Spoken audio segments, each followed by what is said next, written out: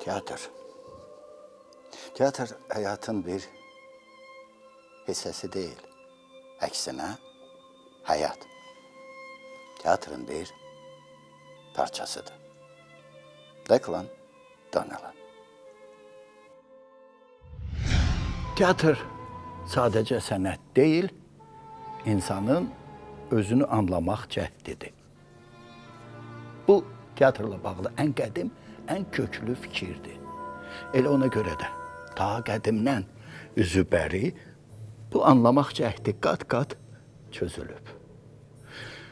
Aristotel bunu mimesis, yəni həyatın bədii təqlidi kimi izah edirdi. Amma o eyni zamanda katarsis nəzəriyyəsi ilə deyirdi ki, səhnədə baş verənlər insan ruhunu təmizləyir, onu dəyişir. Platon isə sənəti ideyalar aləminin kölgəsi hesab edirdi. Yəni səhnədə gördüyümüz hər şey həqiqətin yalnız bir əksidir. Bir əksi. Və Jung, Carl Gustav Jung, arxetiplər nəzəriyyəsində sübut edirdi ki, hər obraz kollektiv şuurun dərin qatlarından gələn bir simvoldur. Bütün bu nəzəriyyələrin kəsişdiyi bir məqam var. Qadın. Qadın obrazı, qadın dünyası. Bu nəzəriyyələrin hamısı qadın obrazında daha da dərinləşir, məna yükü artırır. Qadın aktrisa səhnədə sadəcə rolu canlandırmır, o mimesisi aşır, katarsisi oyadır və görünən obrazın arxasında gizlənən ideyanı hiss etdirir. Onun baxışında bir yaddaş, səsində zamanın izi, sükutunda isə qadın hikməti, qadın müdrikliyi. Bəzən qadın səhnədə susur, bəzənsə fırtına yaradır, həyatdakı kimi. Ən maraqlısı, qadın, məhz qadın sükutu ilə danışıb, fırtınası ilə susa bilər. Və biz bu zaman insanın ən qədim və ən dərin həqiqətini görürük. Bir sual isə yenə dəyişməz qalır. Onu, qadını sona qədər tanımaq mümkünmü? Qadın dünyasının labirintlərindən kimsə çıxa bilibmi? Bugün bütün söylədiklərimizin bir ünvanı var. Səhnədə sadəcə yaşayan və sənət məbədini vaxtsız, enerjisinin daha da aşıb daşdığı bir zamanda sükutla tərk edən. Səhnədə hər zaman yeri görünən, heç kimin əvəz edə bilmədiyi Şəfiqə xanım Məmmədova. Sənət insanı anlamaq cəhdi olsa da, bugün biz məhz onu, böyük sənətkarımız Şəfiqə Məmmədovanı anlamağa cəhd edəcəyik. Onun öz təkrarsız sənəti ilə. Teatrda, kinoda cəmi cümlətanı 12 il çalışdı. 36 yaşında isə səhnəni tərk etdi. Bir də kamera qarşısına keçmədi. Az qala yarım əsrə yaxın bir zaman ötüb. Amma onunla bağlı çox sayılı suallar hələ də açıq qalıb. O isə məğrurcasına, müdrikcəsinə susur və həyatına davam edir. Ancaq onun əvəzinə sənəti danışır. Yaşadığı sənəti. Həmişə etiraf edir ki, oynamaq sözünü sevmirəm. Heç vədə səhnədə oynamamışam. Nə kameranı, nə də tamaşaçını hiss edirdim. Sadəcə mənə ayrılan o zamanı yaşayırdım. Yaşayırdım. Bəli, yalnız yaşayırdı. Görün, neçə ildir özünü yaşamaqdan, səhnədə yaşamaqdan məhrum edib. Görün, nədən başladım. Bilirsinizmi, mənim üçün vacib olan nədir? o kontekstdə ki, möhtəşəm və böyük aktrisa Şəfiqə xanım uzun müddət, dəqiq desək, düz 46 ildir ki, səhnəni tərk edib. Bəlkə 47. Gedib. Mən o teatra tez-tez baş çəkdiyim dönəmləri xatırlayıram. O aktrisa valeh olmuşdum, pərəstişkarına çevrilmişdim. Bir günsə onu artıq səhnədə görmədim. Mən imamı axtarıram. Necə imam axtarırsan? Mən imam sahibi zamanı axtarıram. Neynirsən imam sahibi zamanı? Mən imam sahibi zamanı ərə gedəcəm. Ərə gedəcəm. Sən dəlisən. Onun üçün belə danışırsın. Yox Fazil, sən özün dəlisin. Onun üçün belə danışırsın. Özün dəlisin. Dəlisin onun üçün. Təbii ki, gedişinin səbəbini də bilmədim. Çox gənc idim. O sanki teatrın səhnəsində heç vədə olmamışdı. Elə bir təəssürat yaranmışdı ki, bu insan indiyə qədər yaratdığı və sanki səhnə boyu səpələnmiş obrazları böyük bir boğçaya yığaraq özü ilə aparıb. Gedərkən də hələ işığı da söndürüb. Səhnədə yeri görünürdü. Çünki başqa tamaşalarda gördüyüm tərəf müqabillərinə, aktrisalarına bənzəmirdi. Sanki səmadan enmişdi. Hansısa başqa ruh gətirmiş ki. O valeh edici, təkrarsız idi. Sonra bildim ki, o sadəcə səhnədən ayrılıb. Bəli, olan artıq olub, amma gəlin davam edək. O hamıdan seçilirdi. Nəinki institutun səhnəsini zəbt eləmişdi. Olsun. Yaxşı tələbə zəbt eləyər də. Hətta tələbə ola-ola filmə də çəkilirdi. Çoxlarının qapısından belə keçə bilmədiyi ana teatrda səhnəyə də çıxırdı. O doğrudan da fərqlənirdi. Təsəvvür edirsiniz. Ailədə hamı elə bilirdi ki, o filolog olacaq. Dərbənddə orta məktəbi başa vurub Bakıya təhsil almağa gələn Şəfiqə xanım, o vaxtı gənc Şəfiqə, universitetin filologiya fakültəsinə daxil olur. Amma eyni zamanda Teatr İnstitutunun musiqili komediya aktyorluğu fakültəsinin tələbəsi adını qazanır. İlk gündən də elə orada da dərslərə başlayır. Valideynləri isə düz 6 ay elə bilir ki, Şəfiqə o zaman ölkənin ən adlı sanlı yeganə universiteti olan ali təhsil ocağında oxuyur. Onun həyatında hadisələr çox sürətlə, şansla cərəyan edib. Kurs işi olan Nazəndə, Lübaşa rolları ilə ilk gündən diqqət çəkib. Hələ Carmen və Boris Godunov operalarında səsləndirdiyi ariyaları demirəm. Özün hər zaman yetirməsi hesab elədiyi Tofiq Kazımov da ilk dəfə onu bu rollarla, ifalarla tanıyıb, inanıb, teatrına dəvət edib. Şəfiqə xanım Məmmədovanın sənət olimpiyi belə başlayıb. Mən səhnədə azad və xoşbəxt idim. O hər zaman ömrünün səhnədə keçən illəri ilə bağlı, belə deyir. Yaşananları sözlə təsvir eləmək asandır, sadədir. Tələbə Şəfiqə dram teatrına gələndə bu sənət ocağında kimlər yox idi? İllərlə sözünü demiş sənət kalifeyləri. Leyla xanım Bədirbəyli, Hökümə xanım Qurbanova, Əli Zeynalov, Asadıq Gərəybəyli və kimlər. Həyat və təbiət tez-tez bir-birinə bənzəyir. Təsəvvür edin, torpağa kök atmış, kölgəsi dörd bir yanı tutan, gövdəsi qalın bir ağacın yanında balaca bir fidan boyatır.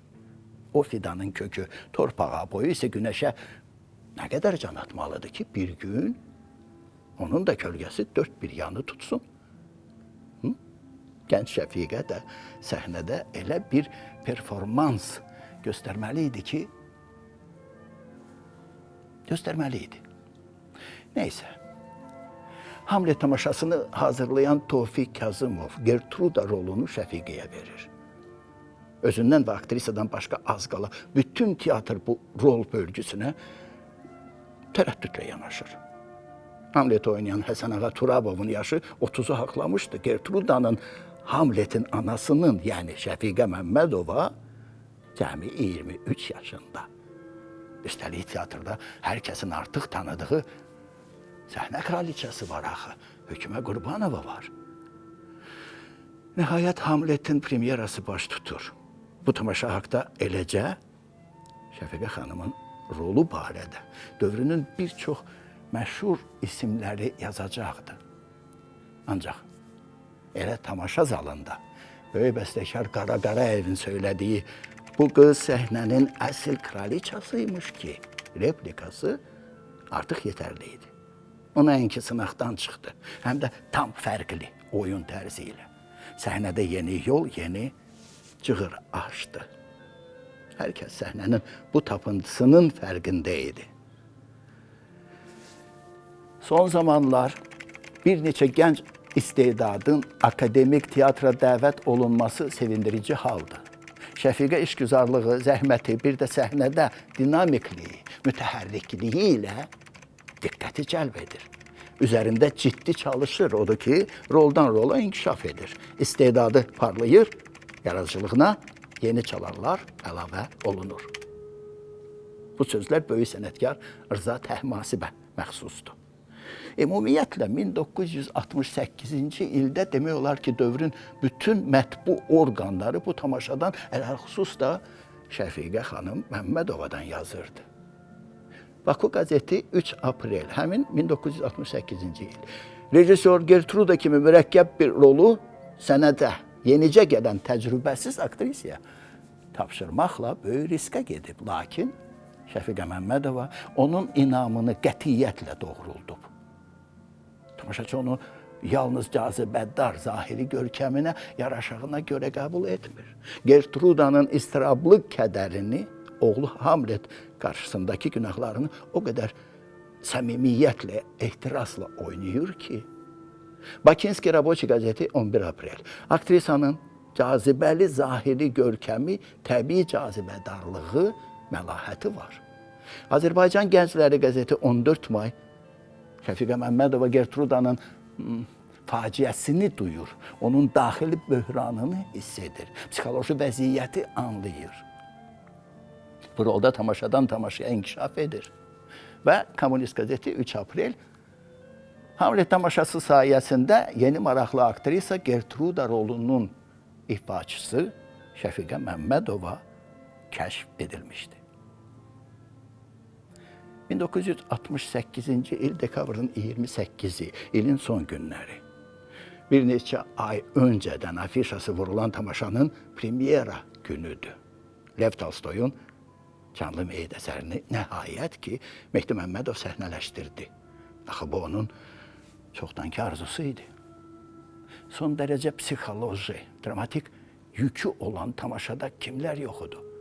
Məlik Dadaşov, Leyla xanım Bədirbəyli, Mirvari xanım Novruzova, Asadıq Gərəybəyli, Əli Zeynalov, elə Mehdi Məmmədovun özü. Cəmiyyətdə mənəvi aşınmanı göstərən, elə adından görüldüyü kimi canlı meyitlərin arasında ən işıqlı obrazlardan biri olan saf, gözəl, çılğın Maşa. Deyirlər, Şəfiqə xanımın Maşası heç bir Maşaya bənzəmirmiş. Müasirlərimiz bu tamaşanı təbii ki, görməyib, amma o görənlərsə heç vədə o təəssüratı unutmayacaqlar. Bir diqqətlə qulaq asın.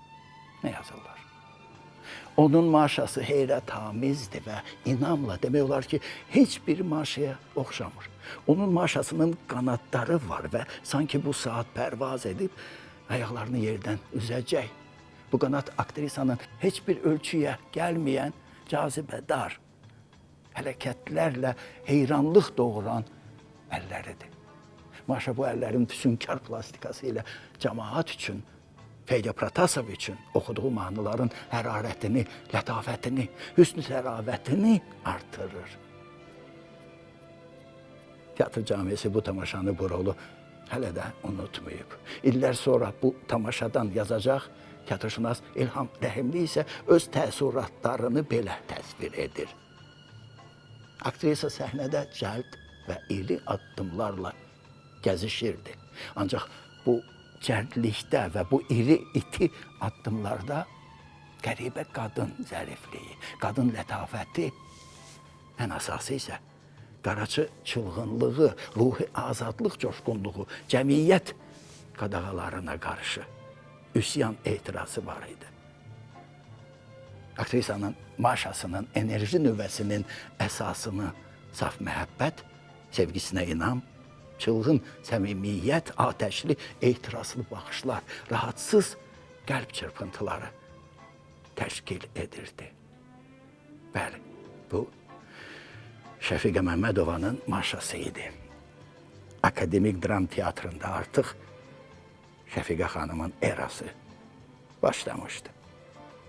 Bir-birinin ardınca hazırlanan tamaşalar, fərqli rejissorlar, ancaq bir səhnədə yozun verən iki rejissor, iki titan sənətkar Mehdi Məmmədov və Tofiq Kazımov yalnız baş qəhrəman kimi Şəfiqə xanımı görürdülər. Çox keçmir, Mehdi Məmmədov Dəli Yığıncağı əsərini səhnələşdirir. Şəfiqənin Pırpız sonası bəlkə də səhnənin indiyə qədər olan pırpız sonalarından daha sərbəst, daha canlı, daha emosional idi. Teatrşünas Aydın Talıbovun maraqlı bir fikri var. Yazır ki, pırpır sonanın səhnədəki hər hərəkəti, jesti, aktyorun bədəninin plastikliyi ilə yoğrulub elə hala düşürdü ki, obraz gecənin müthiş qaranlığında qorxunc fırtına ilə mübarizə aparan zərif qağayını xatırladırdı. O tamaşaya mən də baxmışdım. O zərif qağayını mən də görmüşdüm. Amma təəssüf, bəzən ruhu incidilən o zərif qağayı çırpınırdı. Ağır bir dərd, ağır bir yük, zəif, həssas qağayının çiyinlərini sıxırdı. Molla Abbas! Qorxuram ulduzlar yerə tökülər. Nələr görürəm, nələr görürəm mən, nələr görürəm, nələr sonra. görürəm, Get, nələr görürəm, ben sana izin veririm. nələr görürəm. Sen yaparan benim öz kardeşimdir. Aktrisanın ümumiyyətlə səhnə adamının potensialı onun ruh halı, daxili enerjisi ilə bağlıdır. O, daxili enerjini gembol veribsə, bu enerji ilə sadəcə bir ömür yaşamaq olmur. Ömürlərin enerjisini bir ömrə necə sığdırasan? Bax onda insan səhnəyə çıxmaq istəyir. Bəzən həyatında da daha şövqlə səhnədə yaşayır. Şəfiqə xanım kimi. Haraya gelmişsin?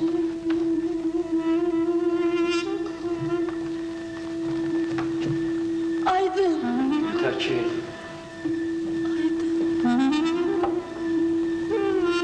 gel yavrum gel. Budur son karargah. Gel gülüm. Gel. Mesum bir kadın namusu. 50.000 manat. Tabi Aydın. Ara sen benim canımı boğazıma yığdın ha. Ara sen bu halkı şiddet saymışsın ha. Aydın'ın Gültəkin'i bir çox müqtədir aktrisalarımız oynayıb, ancaq müraciət etdiyi əsərləri bir qədər fərqli çözməyə çalışan Tofiq Kazımovun Aydın tamaşası bu dəfə bir başqa idi. Elə Gültəkin'i də, Şəfiqənin Gültəkin'i. Səhnədə rollar dəyişirdi. Maşa, Sevda, Pırpız, Sona, Gültəkin, Dilarə, Gülcan. Dəyişən rolla hər dəfə Şəfiqə xanım da dəyişirdi. Yaratdığı qəhrəmanın zamanı, yaşamı, bütün varlığı sanki ona hopurdu. O zamanın ətrafı elə özünü də unudurdu. O zaman kəsiyində yalnız Gertruda, Sevda, Kırpızsona, Dilarə və sairə var idi. Bax belə. Səhnə ömrü Şəfiqə xanımın belə keçirdi. O səhnəyə həyatın təbiiliyini gətirilmişdi. Bu təbiilik elə belə təbiilik deyildi. Sanki yer kürrəsinin cazibə qüvvəsinin nüvəsi var idi bu təbiilikdə. Şəfiqə xanımın özü demişkən, səhnəni böyük bir ekrana köçürmək mümkün olsaydı, ilahi, onda biz nələr görərdik. Amma təəssüf, canlı sənət olan teatr o zaman bu texniki imkanı tanımırdı. Ən yaxşı halda dövlət televiziyası qısa fraqmentlər çəkə bilərdi. Şəfiqə xanımın yaradıcılığına dövrün kontekstində baxanda nə görərik? Bütün ömrü boyu öz teatrını yaratmağa cəhd göstərən Tofiq Kazımov buna müəssər olmasa da oturuşmuş, təkrar edirəm, oturuşmuş teatrda sanki bir özək yaratdı. Səhnənin divarlarını belə silkələyən monumentalizm tədricən yerini lirik psixoloji üsluba verirdi. Səhnədə sözdən çox bəzən baxış, vücud danışmağa başladı. Sovet estetik yanaşmasının təbirincə desək, məzmun formanı üstələdi.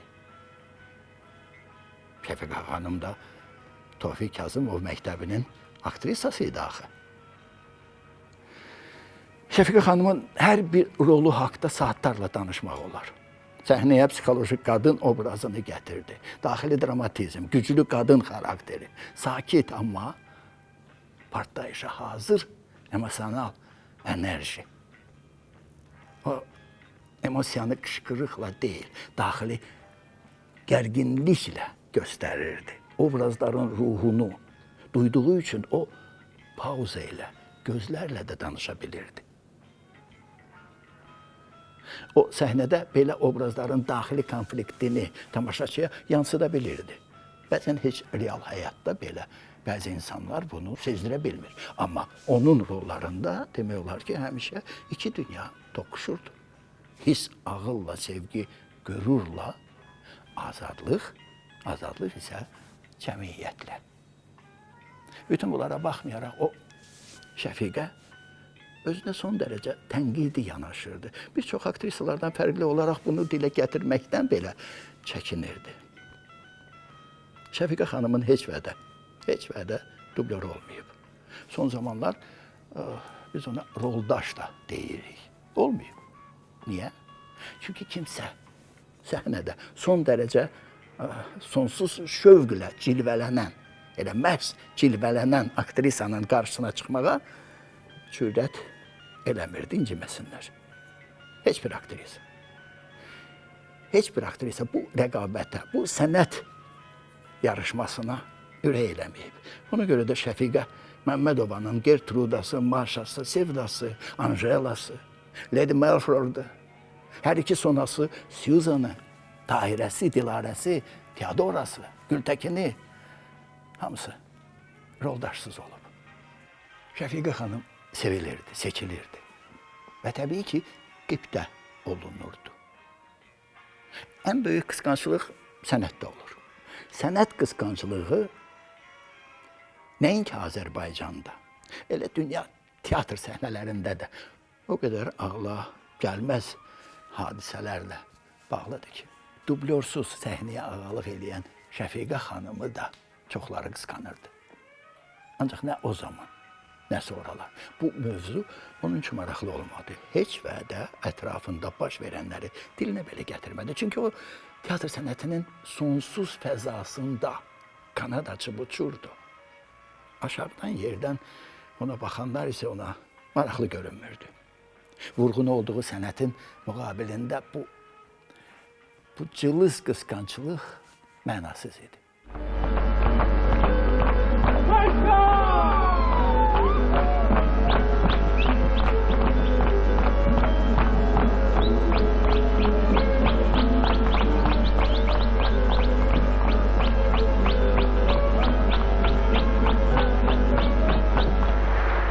öz filmlərimə baxa bilmirəm. Bir tərəfdən xatirələr yada düşür, digər tərəfdən isə fikirləşirəm ki, o rolu daha yaxşı işləyə bilərdim. Maraqlıdır, özü baxmır. Amma bugün balaca məktəbli də Cəbiş müəllimin həyat yoldaşını tanıyır. Fəridəni, Gülanı, Səriyyəni, ötkəm Pəricahan xanımı.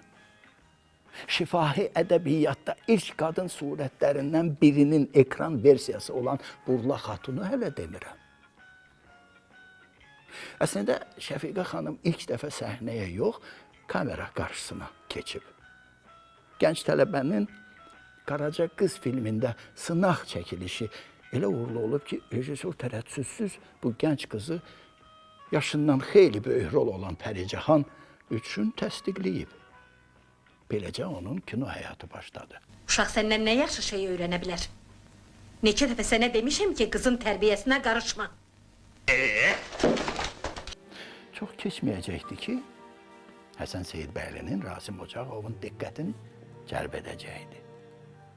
Kino qəhrəmanları da səhnədə olduğu kimi zahiri dramatizmdən uzaq idi. Şəfiqə qadın taleyini üzdən yox, daxildən açırdı. Obrazları ilk növbədə psixoloji mənzərəsini yaradırdı.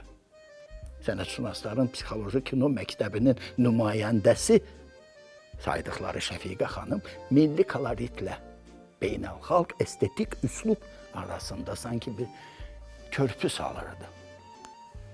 Şəfiqə xanım həmişə bu hadisəni belə danışır, belə xatırlayır. Canlı Meyidin tamaşası zamanı kulisdə bir pıçıltı gəzdi. Seyidbəyli buradadır. Zalda ön sırada əyləşən Seyidbəyli diqqətlə tamaşaya baxırmış. Aktyorlar çox gözəl bilirdi ki, bu sadəcə tamaşaya baxmaq deyildi, o özünün kino qəhrəmanlarını axtarır. Teatra yeni gələn Şəfiqə hələ bunu bilmirdi. Tamaşa sona çatır, qrim otağına qayıdan gənc aktrisanın qapısı döyülür. Teatr rəhbərliyi ilə qrim otağa gələn Həsən Seyidbəyli üzünü Şəfiqə xanıma tutur. Sabah 9-da kino studiyaya gəl. Qeyri-ixtiyar Şəfiqə xanım cavab verir. 9 tez deyil. O zaman saat 10-da gəl. Beləliklə, Həsən Seyidbəyli o dövrün kino mühitinin dəmir qanunlarını pozur. Sınaqsız, bədii şuranın qərarı olmadan aktrisanı bizim Cəbiş müəllim filmindəki roluna təsdiqləyir. Axı nəyə görə sənin uşaqların o birilərindən yaxşı yaşamadılar, hə? Özü də cinayətlə qazanılmış pul hesabına. Yarım milyard olmur, olsun nə bilim nə qədər. Mənim nə işim var? Mən istəyirəm ki, mənim balalarım sağ qalsın. Heç nə olmaz sənin balaları var. Amma böyüyəndə bilsələr ki, onların atası fırıldaqçı olub, utandıqlarından yerə girəcəklər. Amma mən də görsəm ki, onlar da böyüyüb ataları kimi acılacaq, onda da mən girəcəyim yerə. Uşağa çörək lazımdır, başa düşürsən? Rasim Ocağovla işləmək bir ayrı zövq idi. Rasim Ocağov onu elə olduğu kimi qəbul edirdi. Sadə insan taleylərini ekrana gətirən rejissor axı çox vədə aktyordan elə bu sadəliyi tələb edirdi. Hər cür pafosdan, uzun uzadı, bəlağətli sözlərdən uzaq, sadəcə qəhrəmanını duy və içdən yaşa. Elə ona görə də Şəfiqə xanım Ocağovun çəkiliş meydanında hər zaman çox rahat olurdu. O həmişə bu haqda belə deyir və mən özümü xoşbəxt insan sayıram ki, Rasimin sənət aləmində onun kinosunda var idim. Mən onun ən şöhrətli, ən uğurlu filmlərində çəkilmişim. Bir yerdə yaşadıq o uğurları. İstintaq filmində o filmə görə SSR Dövlət mükafatına, Ad günü filmində o filmə görə Azərbaycan Dövlət mükafatına layiq görüldü. Bu filmlər mənim həyatımda, taleyimdə ən bəxtəvər, ən gözəl illər kimi yadda qalacaq. Bağışlayın, yadınızdan çıxırdı. Hə, sağ ol. Bağışlayın bacı, heç yaxşı olmadı. Eybi yoxdur. Bağışlayın, siz harada işləyirsiniz? Pravadnikam, Bakı-Moskva qatarında nədir ki? Heç, elə belə soruşuram. Yaxşı işiniz var, bir ayağınız Moskvadadır. Arvad üçün deyil bu iş. Niyə? Bura bax, nə istəyirsən məndən? Şəfiqə xanım burada da seçici idi. Əsasən kinoda. 2 rejissorla işləyirdi. Həsən Seyidbəyli və Rasim Ocağov. Sonralar çox rejissorlar Şəfiqə xanımı filmə çəkmək istəyirdi. O çox rahatlıqla özümü sənin filmində görmürəm deyəcəkdi. Adətən rejissor-aktyor münasibətlərində rejissorlar bir qayda olaraq hakimi mütləq sayılırlar. Ən arzu olunmayan rejissorla belə aktyor bəzən yollaşmaq məcburiyyətində qalır. Şəfiqə xanım burada da tam səmimi idi. Həm özünə, həm də elə rejissorlara qarşı. O itirməkdən heç vədə qorxmayıb. Qorxusuzluq ona çoxlarının başa düşə bilmədiyi bir azadlıq verib. Sənətdə olduğu kimi həyatda da. Müsahibələrin birində Şəfiqə xanımdan unutmadığı tərəf müqabilləri haqqında soruşurlar. Çox qəribə cavab verir. Öncə səhnədə tərəf müqabilində söylədiyi frazanı deyir. Sonra isə tərəf müqabilinin adını çəkir. Molla Fazil, mənə toxunma. Səməndər Zayev. Molla Abbas, gəl qaçaq buradan. Hamlet Xanızadə. Susun Aydıncıyım. Həsən Ağa Turabov. Şəfiqə xanımın unudulmaz tərəf müqabilləri. Həsən Ağa Turabov, Səməndər Zayev, Hamlet Xanızadə varlıqları ilə teatr səhnəsini dolduran isimlər. Hər birinin də özünə məxsus xarakteri var idi. Amma ortaq cəhətləri bir idi. Yaxşı insan idilər. Adını çəkdiyim yaxşı insanlarla Şəfiqə xanımı tək səhnə yox, həm də bir-birinə inam, güvən, səmimiyyət, dostluq bağlayırdı. Şəfiqə xanımın bir sözü var, həmişə deyir, biz kollektiv idik. Ancaq səhnə onları tez itirdi. Tez. Eşiğimin direği oğlu.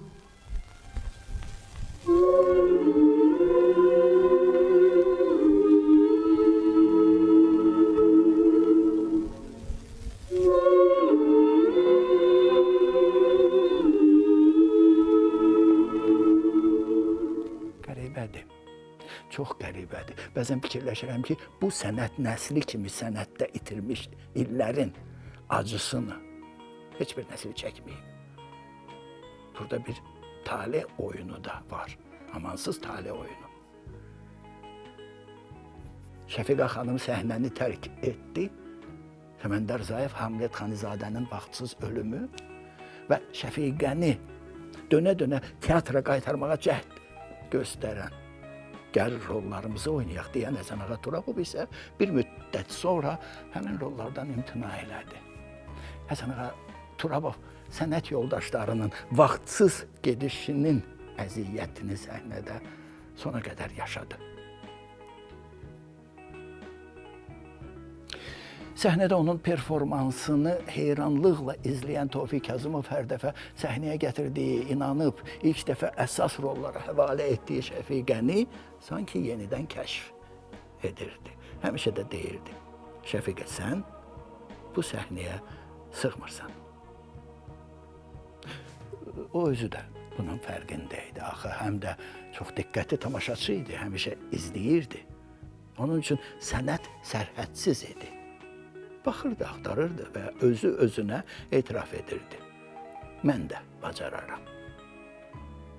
Dəfələrlə sanki şans da yaranırdı. Şəfiqəni filmdə görən başqa ittifaq respublikaların rejissorları da onunla maraqlanırdılar. Ancaq çox vədə, gözə görünməz bir qüvvə sanki bu marağın, bu dəvətin qarşısını alırdı. Bu heç yol kəsmək də deyildi. Sadəcə səhnənin, kinomuzun uğurlu bir aktrisasını itirmək istəmirdilər. Belə söhbətlər olanda Cəfər Cəfərov həmişə deyirdi, Şəfiqə getsə, daha qayıtmayacaq. 1970-ci illərdə dünya teatr tarixinə düşmüş dahi Gürcü rejissoru Robert Sturova özünün rəhbərlik etdiyi Şotar Rustavelli adına Gürcüstan Dövlət Akademik Teatrı ilə Bakıya qastrol səfəri zamanı Akademik Dram Teatrı səhnəsində canlı meyit tamaşasına baxır. Qastrol səfərinin son günüdür. Onların şərəfinə ziyafət verilir. Şəfiqə xanım, Turabov, Səməndər Rzayev, onlar da bu ziyafətə dəvət olunublar. Bir tərəfdə əyləşiblər. Birdən Robert Sturova onlara yaxınlaşır.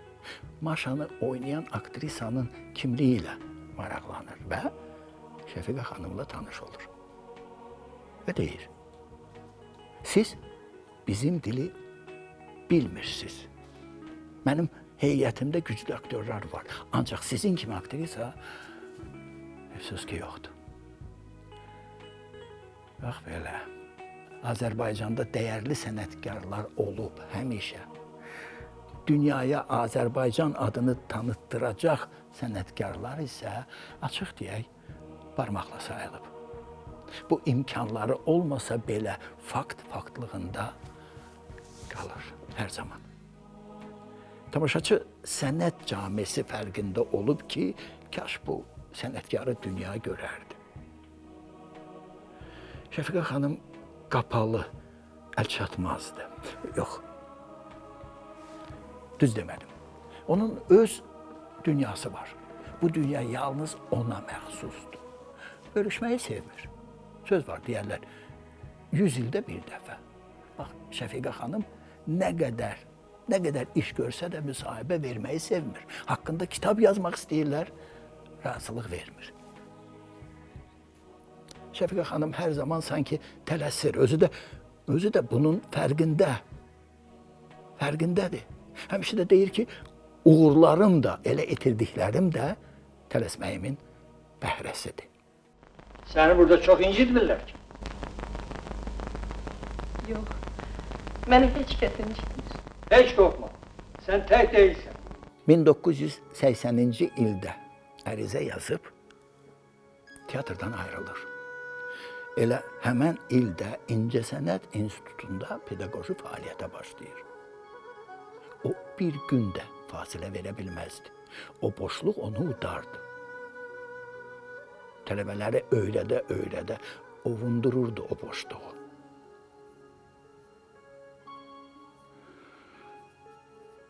Uzun illərdir kinematografçılar ittifaqındadır.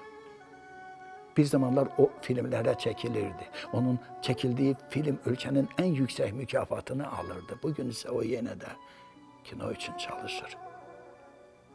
Sadəcə çəkiliş meydanında deyil, kinematografçılardadır. Çox istəyir, işıqlar sönüb ekran canlananda tamaşaçı reallığından qopsun, bütünlüklə ekrana alüdə olsun.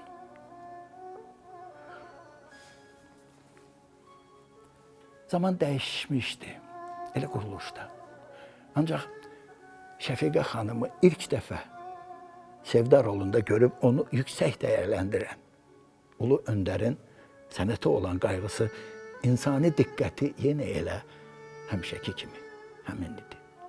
Ulu Öndər müstəqil Azərbaycanın quruculuğuna başlayarkən sənətinə və şəxsiyyətinə hörmət bəslədiyi Şəfiqə xanımı unutmur. Elə onun tövsiyəsi ilə ictimai həyata qoşulan Şəfiqə xanım millət vəkili seçilir. Şəfiqə xanım bu haqda bəlkə də çox yerdə danışmayıb. Ulu Öndər İngiltərədə rəsmi səfərdə olarkən nümayəndə heyətinin üzvləri arasında Şəfiqə xanım da var idi. Şəfiqə xanım söyləyir ki, Ulu Öndər Şekspirin həm vətənlərinə onu, yəni Şəfiqə xanımı, həm də Şekspir qəhrəmanlarının mahir ifaçısı kimi təqdim edirdi. Əminəm Şekspirin qəhrəmanlarının İngiltərədə saysız hesabsız ifaçıları var, özü də uğurlu ifaçıları. Və Ulu Öndər əmin idi, bilirdi ki, Şəfiqə xanımın əzəməti, cazibəsi, rolsuz, sözsüz, tərcüməsiz Şekspirin həmvətənlərində qüdrətli sənətkar təəssüratı yaradacaqdı. Sənət adamları çox həssas olur. Körpə uşaq kimi. Bəzən sərt görünsələr də, hələ xüsus da layiq olduqları dəyərdən məhrum olanda, inanın mənə, çökürlər. Ancaq bir çox sənət adamları kimi bu barədə Şəfiqə xanımın da bəxti gətirmişdi. Nə qədər gərgin iş qrafiki, qayğıları olsa da ulu öndərin sənətkarlara münasibəti danılmaz idi. Bugün də ölkə başçımız o yolu davam edir. Nə yaxşı ki, səhnədən geçsə də Şəfiqə xanım heç vədə diqqətdən kənarda qalmadı. Nə dünən, nə bugün. Ama zaten özü özünə qarşı çox qəddar oldu. Səhnəyə gəldiyi kimi getməyi də bacardı. Unudulmaqsa onun haqqı değildi. Zaman maşını əlimizdə olsaydı, ötən əsrin 70-ci, 80-ci illərinə qayıda bilsəydik, bir anlıq təsəvvür edin, teatrın kassasına yaxınlaşıb bilet alırıq. Tez-tez zala keçib yerimizi tutur, otururuq və tamaşa başlayır. Şəhərin yay günlərində Dilarəni görürük. Bu mümkün deyil. Zamanı nə qaytarmaq olur, nə də dəyişmək. 1980-ci il onların Şəhərin yay günləri piyesi Şəfiqəyə bu dəfə səhnədə Dilarə deyirlər. Bu rola görə də Azərbaycan dövlət mükafatına layiq görülür. Bu rol onun həm də səhnə ilə son görüşü, son təması oldu. Sakitcə, susqunluqla teatrı tərk etdi. Uğur qazanan və o dönemdə səhnəni tərk edən ikinci bir aktrisa tanımıram. Ümumiyyətlə belə bir aktrisa tanımıram. Şəfiqə xanım ara sıra səhnədən niyə ayrıldım sualına cavab verir, özü də bilir, üzdən cavab verir. Güclü qadın xarakteri sanki imkan vermir bölüşsün. Amma həqiqəti bəzən heç etiraf eləməyə də ehtiyac yoxdur. 80-ci il ağır il oldu. Onun üçün bir ildə iki böyük rejissorunu itirdi. Tofiq Kazımov, Həsən Seyidbəyli. Tofiq Kazımovun yoxluğu onun üçün səhnədə qəribə bir boşluq yaratdı. Səhnənin hiss həyəcanı sanki azalırdı. İşıqlar da əvvəlki kimi gür yanıb tamaşaçının gözünü qamaşdırmırdı. Beləcə aktrisanın qırılma nöqtəsi başladı. Sonralar arzuladığım teatr artıq o teatr değildi diyecek aktrisa. O zaman güvenmediği rejissorlarla işlemeyi istemedi. İstemedi vəssalam.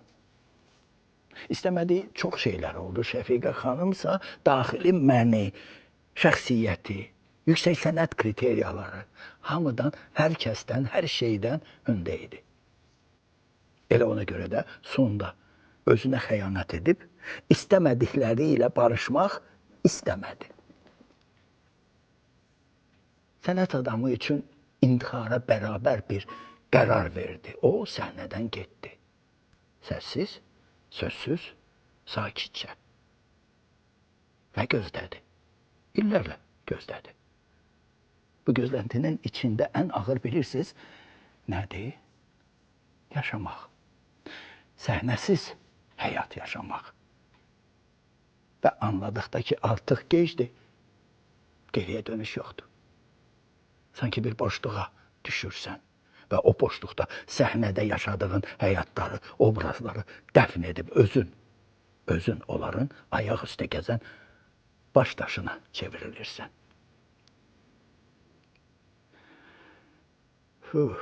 Səhnədən ayrıldığın gün elə bilirsən hər şey bitdi, amma əslində heç nə bitmədi. Əksinə, o gündən artıq sən səhnənin özüsən. Səhnə sənin ruhunda, qəlbində, fikirlərindədir. Səhərlər artıq məşqə tələsmirsən. Daha klim otağın yoxdur. Səhnənin ışıqları da gözünü qamaşdırmır. Rejissorun səsini eşitmirsən. Amma beynində hər şey əvvəlki kimidir. hansı rolunsa sözlərini bir ixtiyar öz-özünə pıçıldayırsan. Yuxuda görürsən ki, səhnəyə çıxmısan. Tamaşaçılar, işıqlar. Addım atmaq istəyəndə birdən bütün vücudunla hiss edirsən, elə bir yıxıldın, uçuruma yuvarlandın. Elə həmin an oyanırsan. Hələ teatra gedəndə demirəm, hər dəfə səhnə işığını görəndə, teatr qoxusunu hiss edəndə təhər səni boğur. Nəfəs ala bilmirsən. Səssizcə heç kimə demədən daxili dialoqun başlayır. Pırpısona burada dayanmışdı. Maşa oradan gəldi. Burada az qala yıxılacaqdım. O söz necə idi? Və birdən zalın işıqları yanır. Öz-özünə pıçıldayırsan. Tamaşa nə tez qutardı. Boşalan zala baxıb sən də həvəssiz ayağını sürüyərək zalı tərk edirsən. Sənin qəlbindəki səhnədə isə işıqlar hələ sönməyib. Sönməyib Şəfiqə. Sönməyib. Tamaşa davam edir. Bax, belə.